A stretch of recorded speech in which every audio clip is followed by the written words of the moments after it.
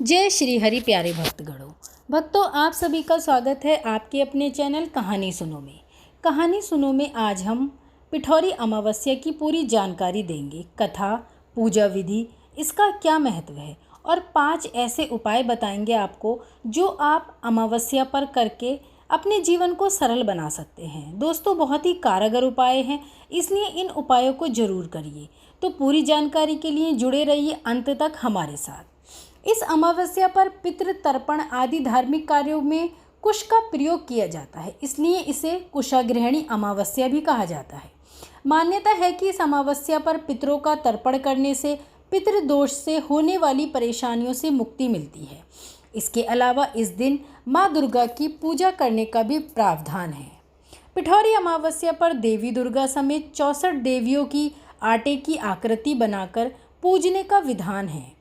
पिठौरी में पिठ शब्द का अर्थ आटा होता है, जिसके कारण ही इसे पिठौरी अमावस्या भी कहा जाता है।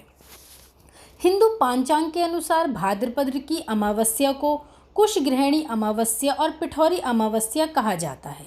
पांचांग के अनुसार इस साल भाद्रपद मास की अमावस्या 14 सितंबर को है। अमावस्या की शुरुआत 14 सितंबर की सुबह से 4:48 पर प्रारंभ होगी। 15 सितंबर 2023 की सुबह 7:09 तक रहेगी। पिठौरी अमावस्या पर देवी दुर्गा समेत 64 देवियों की आटे की आकृति बनाकर पूजा करने का विधान है। इस दिन पूजा पाठ जप तप के साथ स्नान दान का महत्व बहुत ही बढ़ जाता है। मान्यता है कि इस दिन व्रत और अन्य पूजन कार्य करने से पितरों की आत्मा को शांति मिलती है।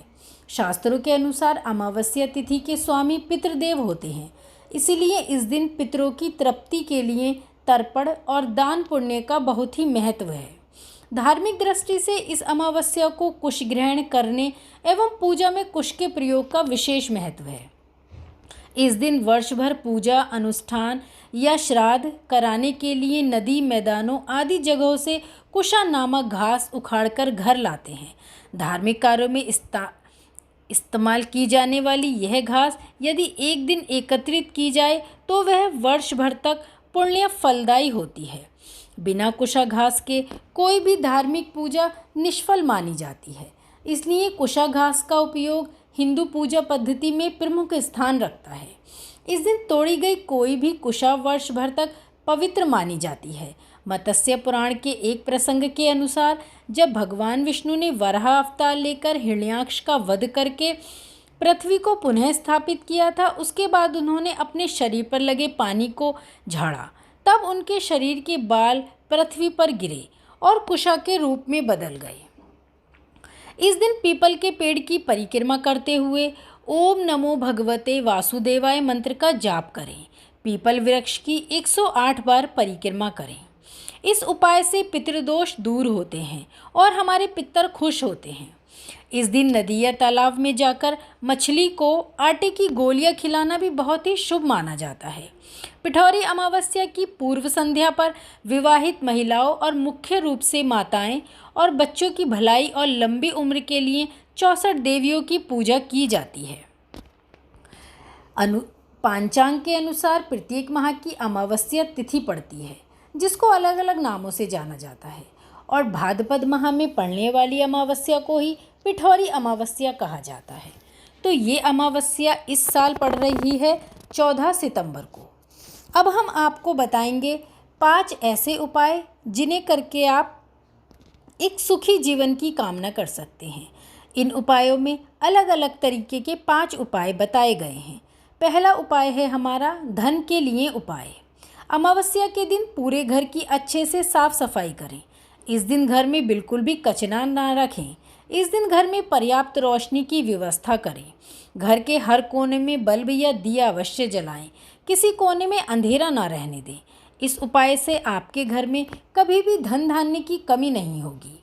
साथियों, दूसरा उपाय है हमारा पितरों को प्रसन्न करने के लिए। पिठौरी अमावस्या के दिन पितरों के निमित्त तर्पण, श्राद्ध और पिंडदान करना चाहिए। इस दिन यदि आप तर्पण और श्राद्ध नहीं कर रहे हैं तो किसी जरूरतमंद व्यक्ति को अपने मृत पूर्वजों के नाम से वस्त्र, धन और अन्न का दान अवश्य करें। ऐसा करने से पितरों का आशीर्वाद आपके ऊपर हमेशा बना रहता है। तीसरा उपाय है हमारा शनि देव के दोष दूर करने का उपाय। यदि किसी जातक की कुंडली में शनि की बुरी दृष्टि है तो इससे बचने के लिए अमावस्या के दिन किसी भी पीपल के पेड़ के नीचे सरसों के तेल का दिया जलाएं। इस उपाय से शनि दोष से मुक्ति मिल जाती है। दिए में काले तिल अवश्य डालें। चौथा उपाय है हमारा शत्रु भय दूर करने के लिए। जिन लोगों को शत्रु भय सता रहा है वे पिठौरी अमावस्या के दिन भगवान की पूजा के बाद तेल से चुपड़ी रोटी किसी कुत्ते को खिलाएं। यदि कुत्ता न मिले तो कोई को भी खिला सकती हैं। इस उपाय से विशेष लाभ होगा और इस उपाय से आपको बहुत ही जल्दी लाभ होगा। हमारा आखिरी और पांचवा उपाय है मनचाही नौकरी पाने के लिए। दोस्तों, आज हर कोई युवा नौकरी पाने की चाहत में है, लेकिन इस भागदौड़ भरी जिंदगी में किसी की भी नौकरी नहीं लग रही है। तो पिठौरी अमावस्या पर हमारा ये अचूक उपाय जरूर करके देखें।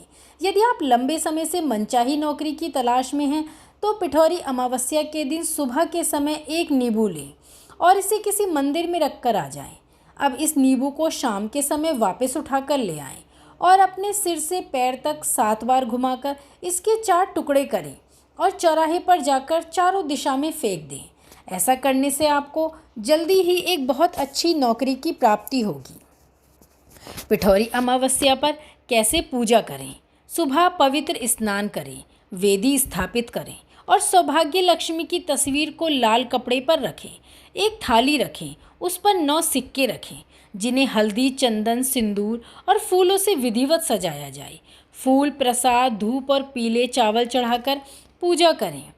पितरों को खुश करने के लिए, पितृदोष से राहत पाने के लिए अमावस्या को बेहद ही शुभ माना जाता है। इस दिन दान पुण्य जरूर करें। ज़रूरतमंद को वस्त्र, खाना और अपनी सामर्थ्य अनुसार कुछ भी अवश्य ही दान करें। अमावस्या के दिन लोग भगवान शालिग्राम को दूध और जल से अभिषेक करते हैं और पूजन सामग्री भी चढ़ाते हैं। भक्त पवित्र जल में से कुछ स्वयं पीते हैं और शेष तुलसी को अर्पित करते हैं। इसके बाद हल्दी, चंदन, कुमकुम, अक्षत, फूल और अन्य पूजन सामग्री से माता तुलसी की पूजा करनी चाहिए। दोस्तों, ये बताए हमने आपको कुछ अचूक उपाय। अब हम कुछ ऐसी विधि बता रहे हैं जिससे आप अमावस्या की पूजा को और भी आसान बना सकते हैं। स्नान करने के बाद सत्यनारायण भगवान और पीपल के पेड़ पर पानी चढ़ाना चाहिए। इसके बाद परिवार के सबसे बड़े सदस्यों के द्वारा पितरों को पिंडदान अवश्य कराएं। इस अमावस्या पर भोग लगाने के लिए प्रसाद में खीर, पूरी, सब्जी बना सकते हैं। पिंडदान करके पितरों के नाम का किसी ब्राह्मण को 5 जोड़ी कपड़े या अपने सामर्थ्य अनुसार कुछ भी दान करें। अब हम सुनेंगे पिठौरी अमावस्या की कथा। तो चलिए चलते हैं दोस्तों अपनी कथा की तरफ। एक समय एक गरीब बुढ़िया थी। एक दिन उसका लड़का बीमार पड़ गया, परंतु गरीब होने के कारण वह इलाज नहीं करवा पाई। समय पर इलाज न होने की वजह से उसका पुत्र और ज़्यादा बीमार होता गया। बेटे के बारे में सोचती हुई वह बुढ़िया एक दिन मंदिर में बैठी हुई रो रही थी। उस समय मंदिर के पास से गुजर रही एक दूसरी बुढ़िया औरत के पास जाकर बोली और उसके रोने का कारण पूछा। तो उसने बताया कि उसका बेटा बीमार है, गरीब के चलते उसका इलाज नहीं हो पा रहा है। तब उस दूसरी बुढ़िया ने उसे धीरज बंधाते हुए कहा कि तुम चिंता मत करो, तुम्हारा बेटा बिल्कुल ठीक हो जाएगा।